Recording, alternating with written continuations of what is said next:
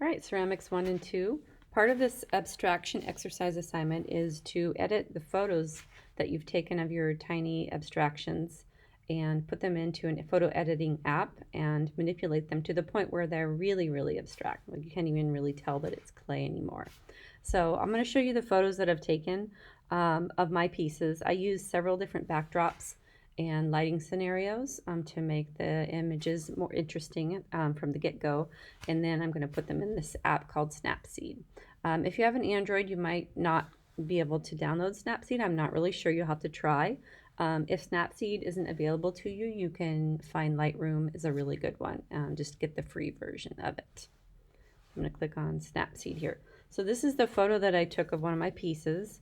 I'm going to back out of that and open a new one here. So I go to open, those are empanadas right there that I made last night, yummy.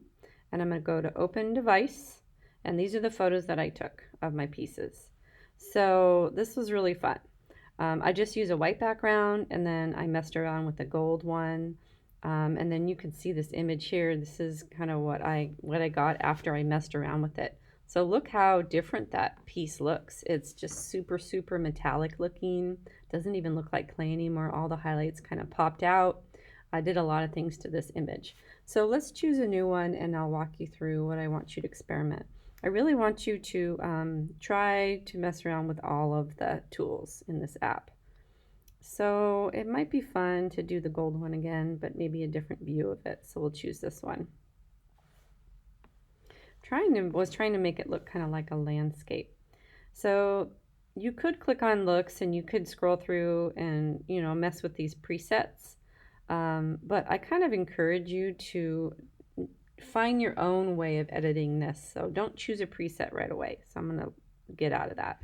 I'm going to go to tools, and I want you to experiment with all of these, especially ones that you've never really tried before. So the first one I'm going to do is crop my image down, make it a little bit kind of tighter and more specific.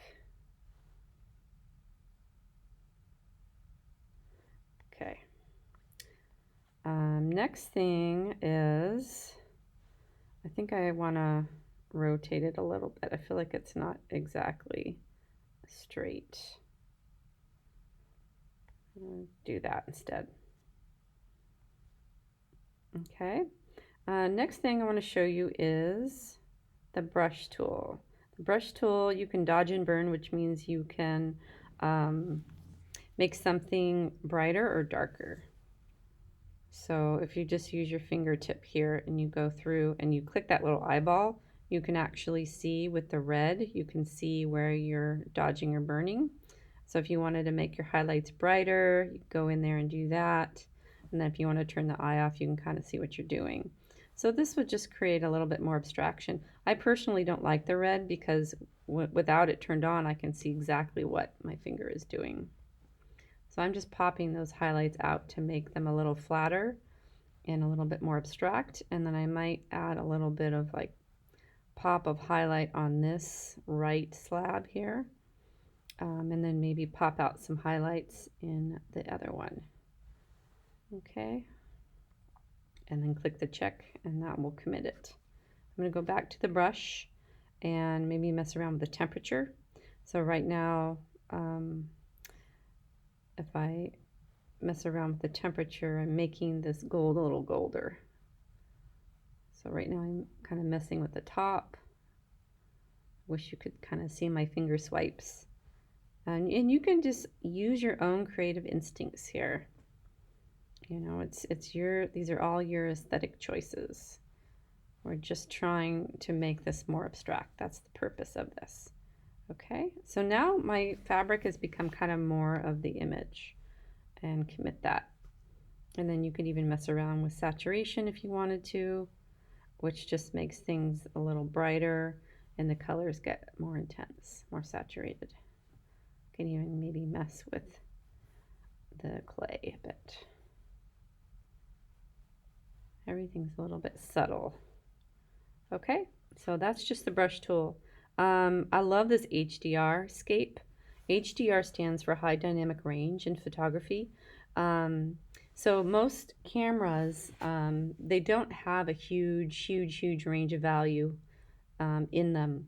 So a lot of photographers will use a technique called HDR photography, where they take several exposures of an image and then they merge them all together to get more of a higher dynamic range of value in their image. So this is just kind of an app version of that. So you could mess around and say nature, or maybe what does it look like with people, fine HDR, or really strong HDR. I kind of prefer the strong, and then maybe I like the people version. It's more high contrast. Okay, so I'm going to hit go with that. Go back to tools, and Glamour Glow is fun. These are just presets. So just play around with them. Find one that you think is fun, that just, I don't know, feels right. And the goal here is to really make your pieces seem different than they are when you photograph them. And you'll notice every time you do this, it's going to be different. So I clicked on tonal contrast. I'm going to go way up in tones. I'm going to the right, and then I'm going to go way down and see what's the difference. Kind of like it around 64. It's perfect. Drama. These are some more presets. This one really makes it look metallic, which I love because the fabric is metallic. Kind of a moody gothic one. Ooh, I'm gonna stick to that one. I don't know, something I love about that. It's so abstract. Okay. Vintage. Go in and you've got vintage tones here. Nice ombre where you got different greens and turquoises and sepia tones. So just go through and find the one that just you think makes your image pop. We're also familiar with this, right? It's just at our fingertips literally here. I don't know, you guys are going to be like, why did she choose that one? I like that one. I don't know, I'm kind of loving this dark. I might go back with the brush and brighten a couple things up. Grainy film, so now we're getting into presets that give it a grit.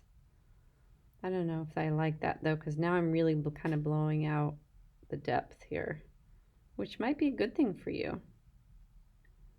That one makes it look really waxy. I like that one.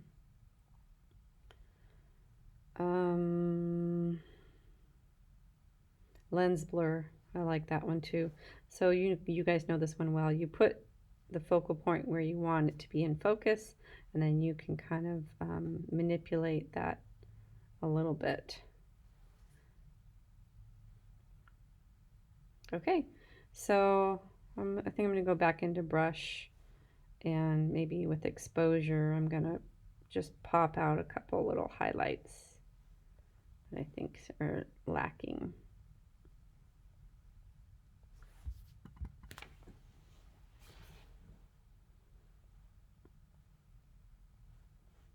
I like that really intense shadow in the inside of that sculpture. Whoops. Okay, so I think I am done. This is really fun. Export. So you want to, you can share it, you can export it as a JPEG to your camera roll. There you go. So I want you to do this for all 3 of your images and just have fun with it.